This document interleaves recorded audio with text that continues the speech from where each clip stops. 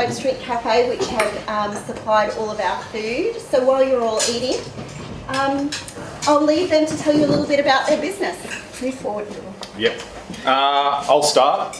We're going to keep it very informal, so if anyone's got any questions, please do fire them back at us. It's often the best way to learn about what we do, because sometimes we forget what we're talking about. Well, I do.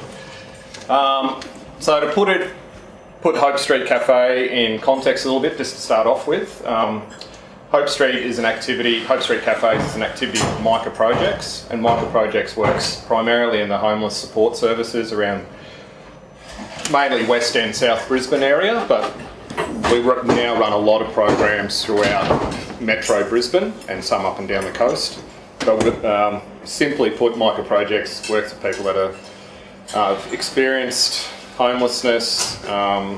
We also do a lot in the mental health, domestic violence, so people that are on the margins of society for lots of different reasons. So back in 2012, when it comes back to the cafe stuff, I manage a program for Micah primarily around running social programs for people to come along to and meet friends because they've been disconnected from the community for a long time. So we run community connection programs. So we do things like art groups, music groups, community meals, health and rec kind of stuff with people that are using the Micah services. Out of that, back in about 2012 is when we first kind of, or maybe a bit earlier, 2011, one of our staff, our CEO was like, well, we want to start an opportunity for people to participate economically, because a lot of these people we support at Micah have been out of work for a long time for lots of different reasons. So really early phase, really early touch was we started a little pop-up shop in South Brisbane in what was then just a concrete box, potentially going to be a shop one day, but it wasn't fitted out with anything, it was just concrete. And it was at the base of a new building at the time called Brisbane Common Ground. Brisbane Common Ground houses 146 units. 50% of the population in the building are long-term homeless that are now being rehoused, and we work in that building. So we thought it'd be good to set up a little shop downstairs just to engage the tenants that had just moved into the building. And from some of our really early marketing and chatting to people, it was around the food thing was important also because people didn't have access in that area at that time to much fresh fruit and veg and simple things like bread and milk. They had to walk quite a distance.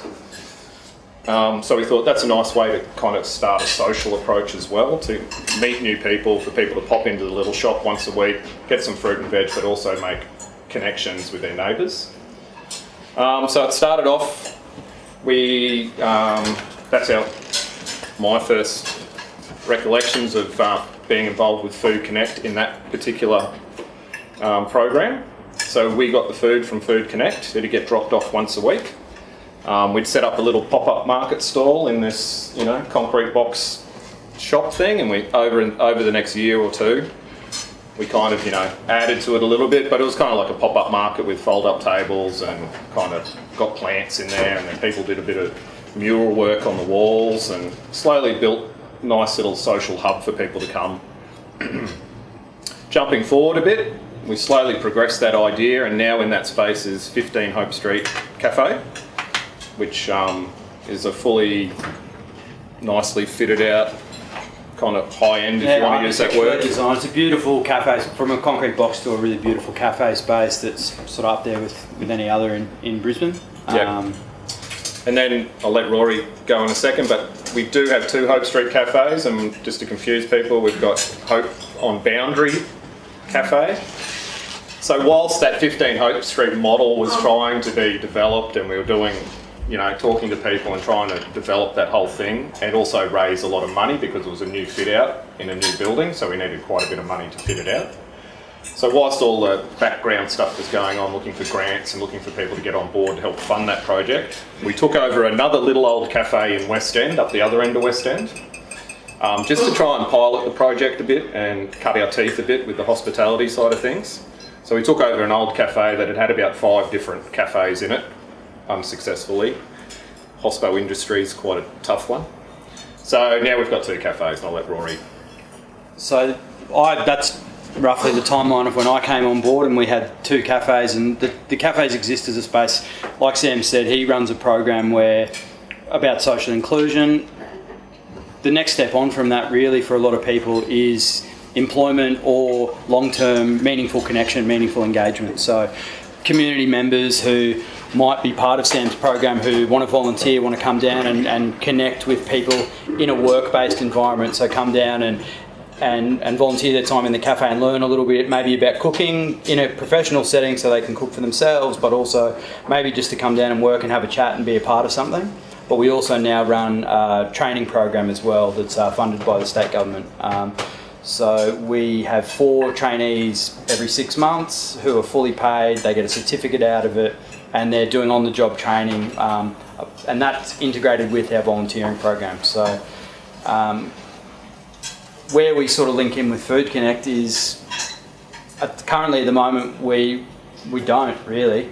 But in the past we have used Food Connect. Except today.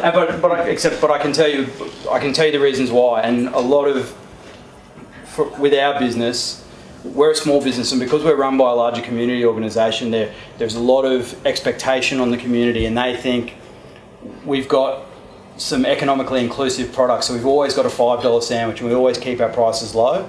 The expectation is that everything should be cheap. You're subsidised by the government. You're run by a community organisation. That's absolutely not the case, but it's hard to convince people of that. And these guys can link us up with the best produce that we can get anywhere around here.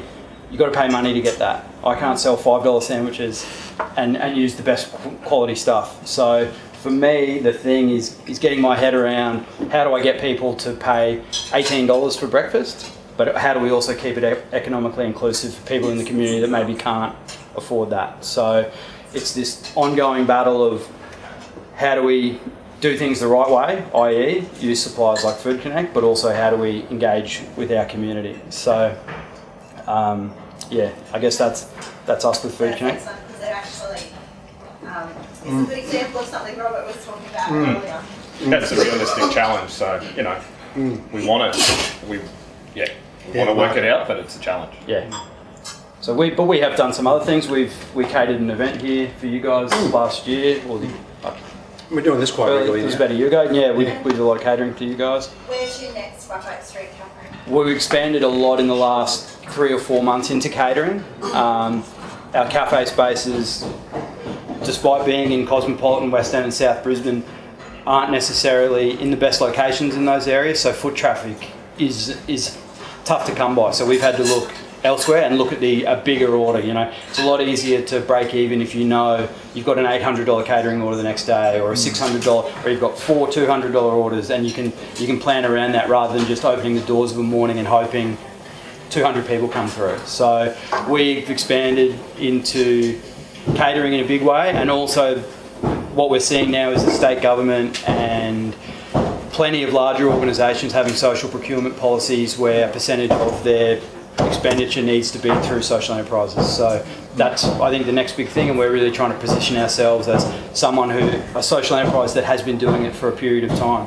So when the state government hit the big switch that says all your catering's got to go through social enterprise, we can say, well, we've been doing it better than anyone for 10 years or 5, hopefully less than that. Hopefully it happens really soon. It should be really good if it happens sooner rather than later. So catering obviously for us, but the other thing is part of our traineeship that we're doing now, we're doing it for a small amount of numbers.